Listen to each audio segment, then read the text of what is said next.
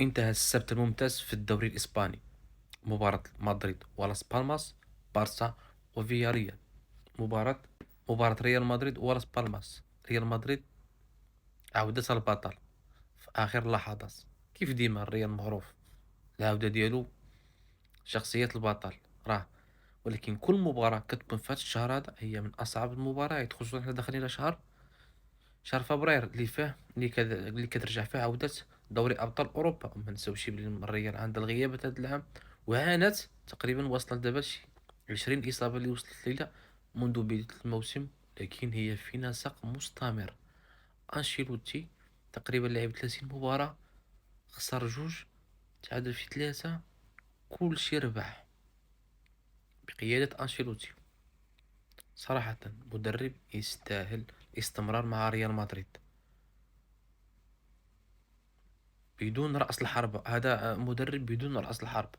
مضروب في منطق، هذا مدرب بدون رأس الحربة. كيلعب هذا الموسم هذا بدون رأس الحربة. جود بيلينغهام حر في الملعب، كيحرس في الملعب. هو هداف الليغا وهو هداف ريال مدريد.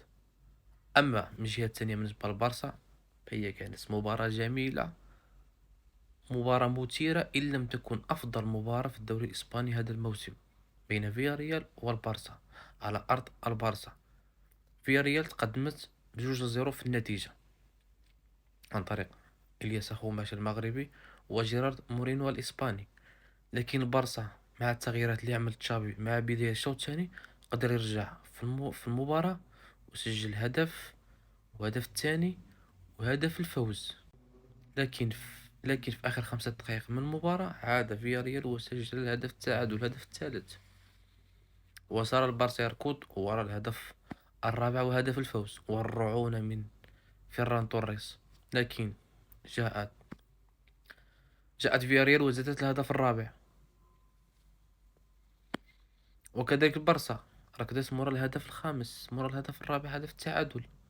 لكن بخطأ فادح من أروخو تسبب في الهدف الخامس. هي خماسية تاريخية هذا الموسم، بعد بعد رباعية من جيرونا، ورباعية من الريال، ورباعية من بلباو، والآن خمسة. وبعد نهاية المباراة مباشرة تشابي هرنانديز مدرب بارسا يعلن مغادرة النادي في الصيف مع بداية الميركاتو الصيفي. يعني قصة تشابي مع بارسا انتهت. انت كمدرب فشلت مع البارسا، ما نقولوش فشلت، ولكن فشلت بطولة واحدة اللي مهمة للتيسي، هي لقب الدوري الإسباني. لكن أنت كلاعب كنت أسطورة من أساطير النادي، وستبقى أسطورة من أساطير النادي كلاعب كرة القدم.